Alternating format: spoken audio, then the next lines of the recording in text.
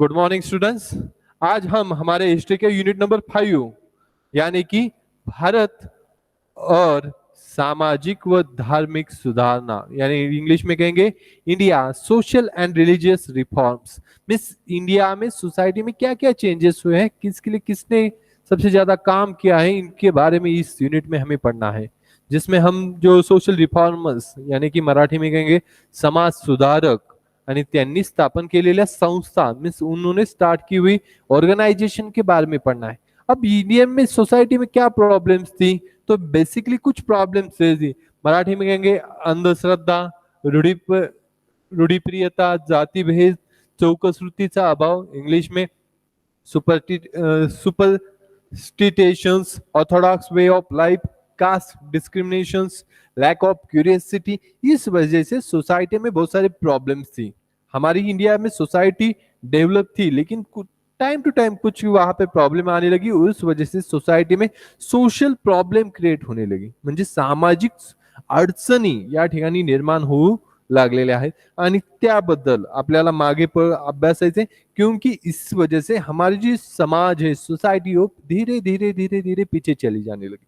इनको फिर से एक बार मॉडर्न वे म्हणजे आधुनिक जगाच्या रुळावर आणण्यासाठी बेसिकली कुछ सोशल रिफॉर्म्स यानी कि समाज सुधारक ने कुछ काम किया है। इसके बारे में इस यूनिट में पढ़ना है, इस यूनिट में शॉर्ट में पढ़ना है। वैसे ये हम अगर सोच जो स्पर्धा परीक्षा यानी कॉम्पिटेटिव एग्जाम के बारे में सोचे तो 20 मार्क्स के लिए ये सोशल रिफॉर्मर्स यानी समाज सुधारक होते हैं। 20 मार्कासाठी समाज सुधारकांचा अभ्यास आहे।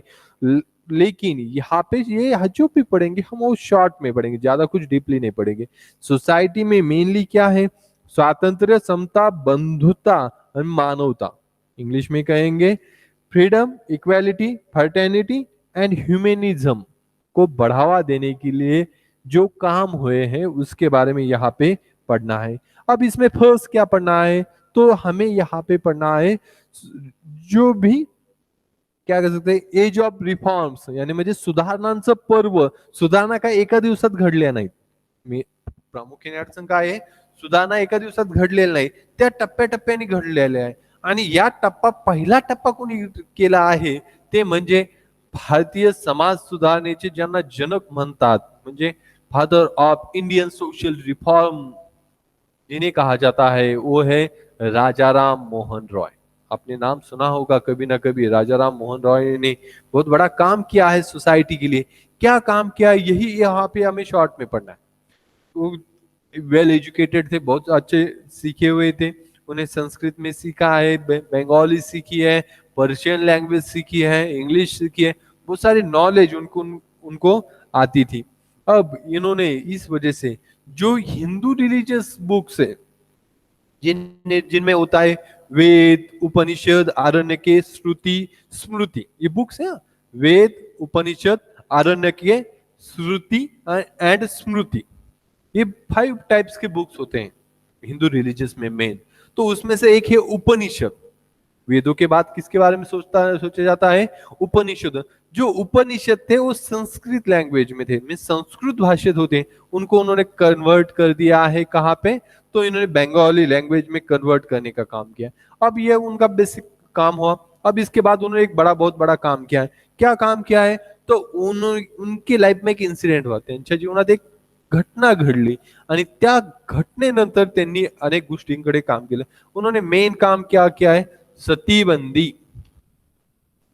क्या काम किया है, सतीबंदी में सती सिस्टम को बैन किया है। तो उनकी लाइफ में क्या हुआ था, उनकी बड़े भाई की डेथ हुई, म्हणजे मोठ्या भावाचा मृत्यू झाला आहे आणि उनकी बड़े भाई की डेथ होने के बाद उनकी जो भाभी थी उन्होंने क्या किया है, उनकी डेथ होने के बाद उनकी बॉडी के साथ खुद को जला लिया है।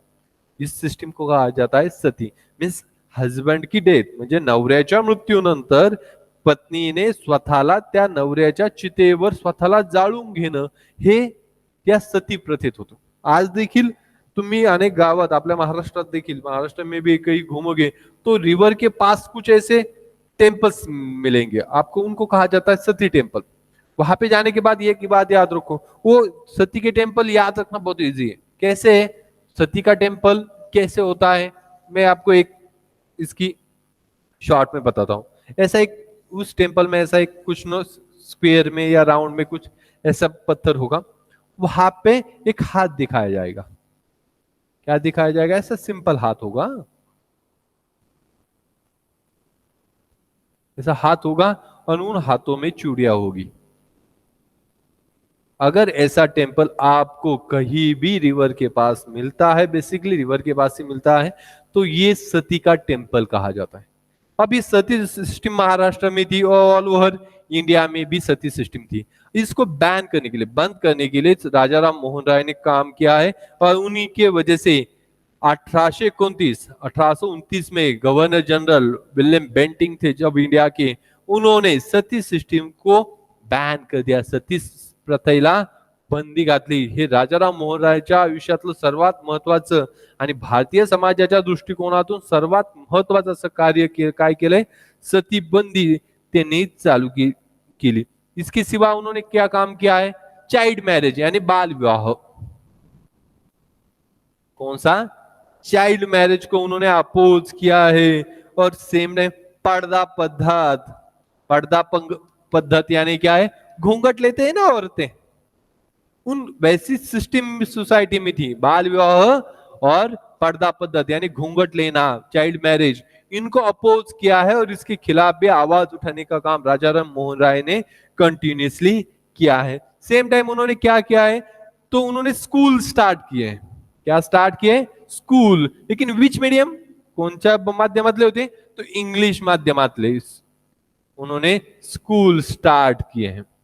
स्कूल स्टार्ट किए इंग्लिश मीडियम के, देखो एजुकेशन को भी बढ़ावा देने का काम किया है। सेम टाइम उन्होंने पेरिडिकल स्टार्ट किए हैं, न्यूज़पेपर स्टार्ट किए हैं। पेरिडिकल्स यानी साप्ताहिक, न्यूज़पेपर यानी दैनिक। तो उन्होंने बंगाली लैंग्वेज में फर्स्ट पहला क्या किया है? न्यूज़पेपर स्टार्ट किया है। क्या किया है? बंगाली लैंग्वेज उन्होंने न्यूज़पेपर स्टार्ट किया है। और same time Persian language, which language? Persian language में उन्होंने साप्ताहिक यानी पेरिडिकल्स स्टार्ट किया। बंगाली में न्यूज़पेपर एंड पर्शियन में उन्होंने पेरिडिकल्स यानी साप्ताहिक शुरू किया। उसके बाद उन्होंने वो एक अपनी ग्रुप बनाया था, उस ग्रुप का नाम था या ऑर्गेनाइजेशन था, संगठन होता आत्मीय सभा।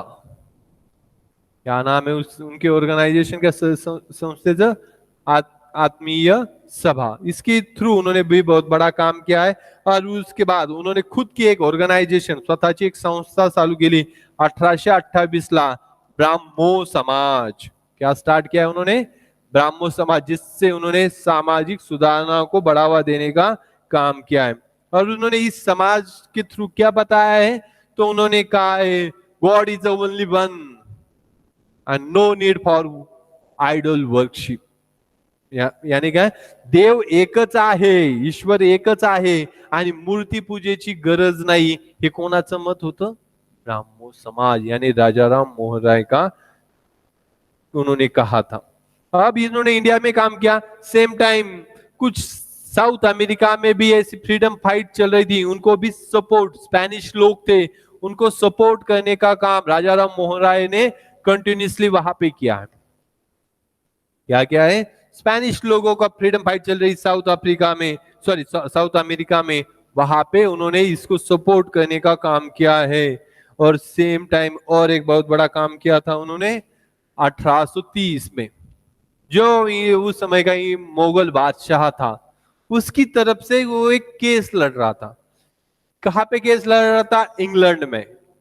क्योंकि उसको जो एन्युअल पेन्शन मिले, म्हणजे वार्षिक तनख्वाह भेटत होती, त्याच्या विरोधात ही एक केस होती त्याच्या बाबतीबदली। ती केस लड़ण्यासाठी, उस केस को लड़ने के लिए ये इंग्लैंड चले गए। किसका कहा को चले गए? इंग्लैंड को चले गए एज अ लॉयर, एक वकील म्हणून ते इंग्लंडला गेले होते, मुगल बादशाहचा वकील म्हणून। इस वजह से जो मुगल बादशाह था उसने उसको एक किताब, उनको एक किताब दिया था, किताब यानी टाइटल, उपाधि।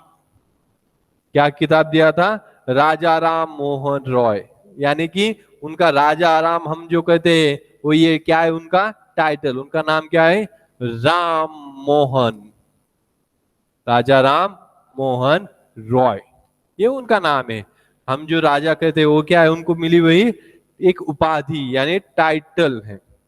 उसके लिए वो इंग्लैंड को चले गए, वहां पे वो 2 साल तक रहे। वहां पे जब इंडिया में थे तो इंडिया में उन्होंने क्या काम किया था, यूरोप इंडियन को समझाने का काम किया था। जब वो इंग्लैंड के में 2 सालों के लिए चले गए, उस 2 सालों में उन्होंने इंग्लैंड या यूरोपियन कंट्रीज को इंडिया क्या है, 2 सालों में 2 इयर्स में क्या है इंडिया क्या है, ये समझाने का काम किया है।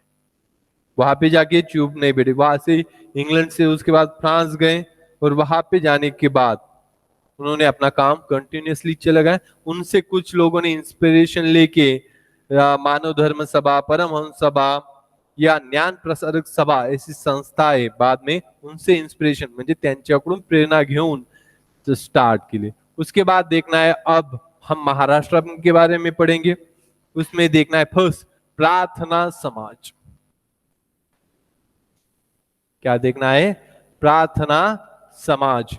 अब प्रार्थना समाज के बारे में क्या पढ़ना है, प्रार्थना समाज जो है तो फाउंड किसने किया है, दादोबा, दादोबा याद रखना है, क्या है, दादोबा पांडुरंग तड़खरकर, नाम याद होगा, दादोबा पांडुरंग तड़खरकर, इन्होंने इसको प्रार्थना समाज को इस्टेब्लिश करने का काम किया है। इसके साथ उनके साथ कौन थे, इनके भाई, कौन, आत्माराम पांडुरंग तड़खरकर, कौन थे, देखो याद रखने में इजी होगा, दादोबा और उनके भाई कौन है, आत्माराम पांडुरंग तड़खरकर। उसके बाद मगो रानडे यानी एम जी रानडे, जो हम कहते हैं ना जस्टिस रानडे, वो यहाँ पे मेंबर है। इसके बाद डॉक्टर राघो भंडारकर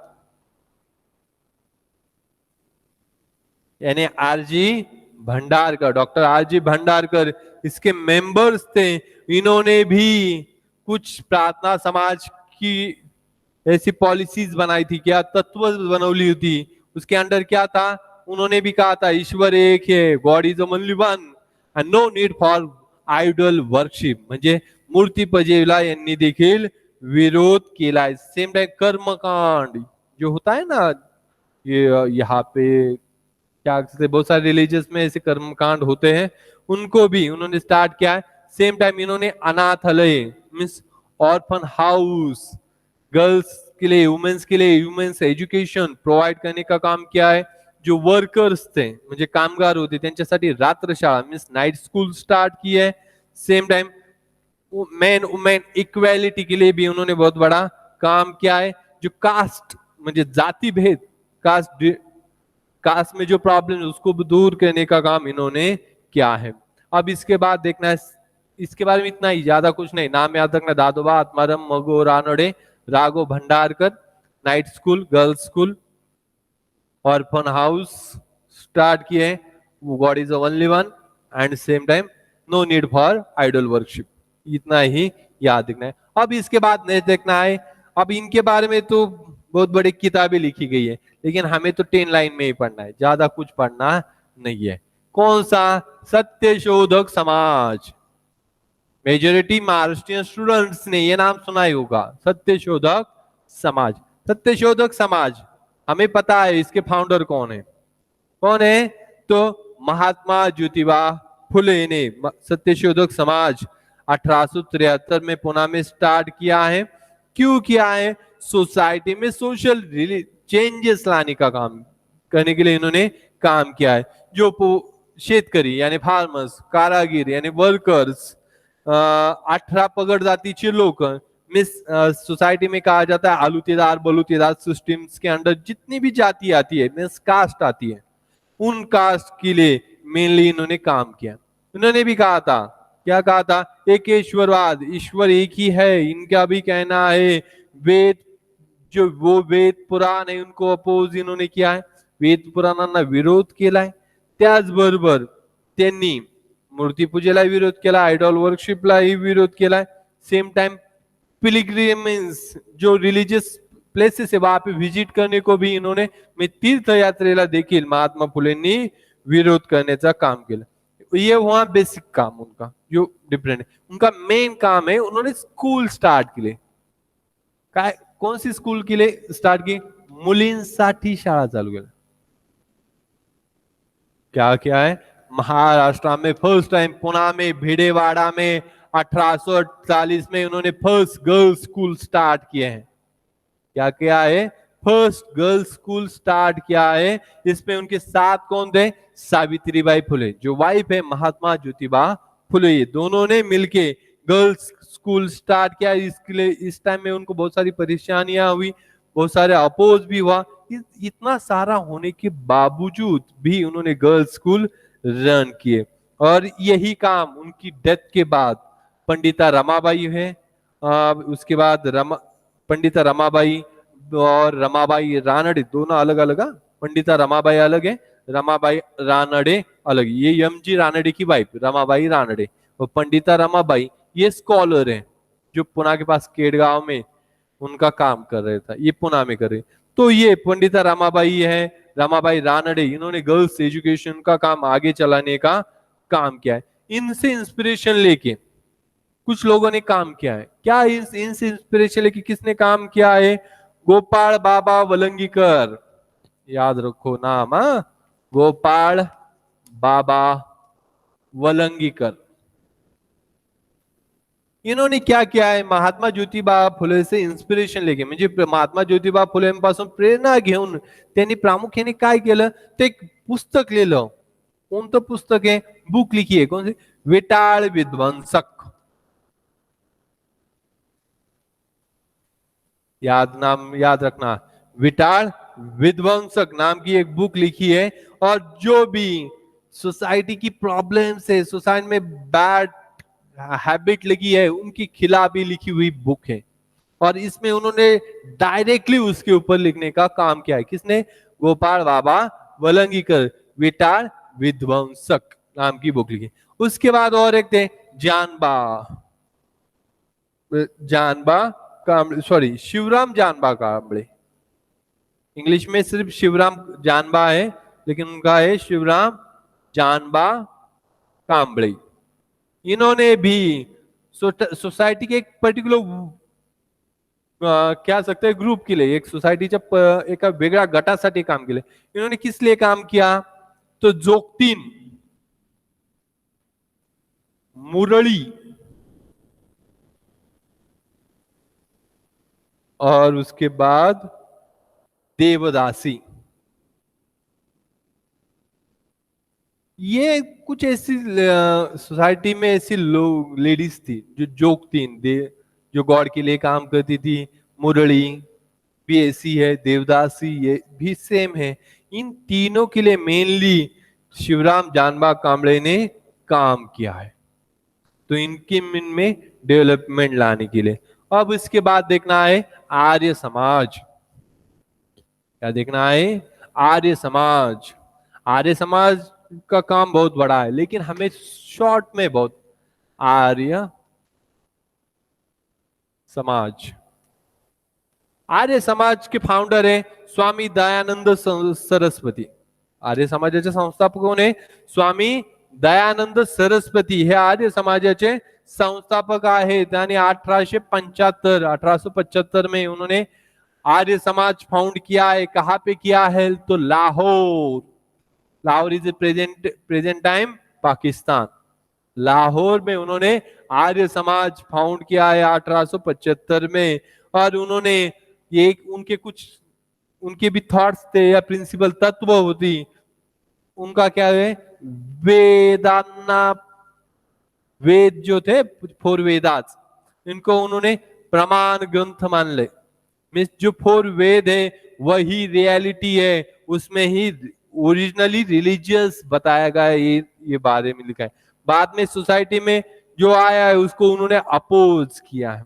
उन्होंने कास्ट सिस्टम को अपोज किया है म्हणजे जाती भेदाला विरोध केला आहे. गर्ल्स एज्युकेशन को भी सपोर्ट किया है. विडो रिमॅरेज म्हणजे विधवा पुनर्विवाहाला देखील यांनी पाठिंबा दिला आहे. त्याचबरोबर मिश्र विवाह मीन्स इंटरकास्ट मैरिज सिस्टम को भी इन्होंने बढ़ावा दिया है। देखो हाँ, इन्होंने देखो हिंदू रिलीजियस है, लेकिन इन्होंने उनका क्या कहना है, वेद ही ओरिजिनल रिलीजन है, वहां पे जो बताया गया है वही ओरिजिनल रिलीजन, बाकी सब झूठ है। और इस वजह से उन्होंने कास्ट सिस्टम को अपोज किया है, इंटरकास्ट मैरिज को सपोर्ट किया है, गर्ल्स एजुकेशन को सपोर्ट किया है, क्योंकि उनका कहना है ये रिलीजन में बातें पहले नहीं थी, बाद में आ गई है। इसके बाद देखना है रामकृष्ण मिशन। क्या देखना है, रामकृष्ण मिशन। अब रामकृष्ण मिशन क्या है? रामकृष्ण मिशन जो 1897 को बनाई गई है, इसके फाउंडर कौन है? स्वामी विवेकानंद। कौन है फाउंडर? स्वामी विवेकानंद इसके फाउंडर हैं। अब स्वामी विवेकानंद फाउंडर हैं, इन्होंने क्या काम किया है? इन्होंने बेसिकली लोक सेवा के लिए, मीन्स आम लोगों की को सर्विस प्रोवाइडिंग का काम किया है। तो इन्होंने क्या क्या काम किया है? जो फेमिन आता है, म्हणजे दुष्काळ आल्यानंतर दुष्काळग्रस्तांना मदत केली, सेम टाइम जो सिक पीपल आहे, म्हणजे जे आजारी लोक आहेत त्यांची सेवा करण्याचं काम केले, उनको मेडिसिन्स या जो मेडिकल फैसिलिटी म्हणजे औषध उपचार पुरवण्याचं काम केले, सेम टाइम जिनकी इकोनॉमिकल कंडीशन बहुत खराब है ऐसे लोगों को उन्होंने सपोर्ट किया है। रामकृष्ण मिशन के काम बता रहा हूं। सेम टाइम उसके बाद उन्होंने गर्ल्स एजुकेशन को सपोर्ट किया है, और सेम टाइम उन्होंने सिर्फ मीन्स क्या सकते हैं, इकोनॉमिकल डेवलपमेंट नहीं, रिलीजियस या आध्यात्मिक उन्नति के लिए भी इन्होंने लोगों को इंस्पिरेशन लेके दिया। और उस समय स्वामी विवेकानंद ने एक मैसेज दिया था। क्या मैसेज दिया था यूथ के लिए?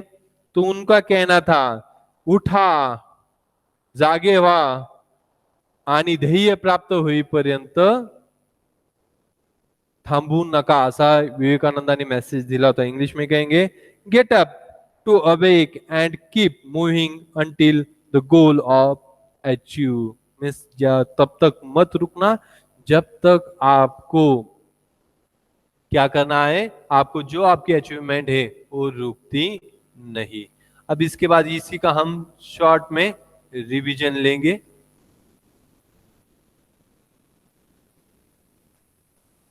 यहां पे शॉर्ट में रिवीजन लेंगे। इसके अंदर हम क्या देखेंगे, जो अब तक पढ़ा है उसमें।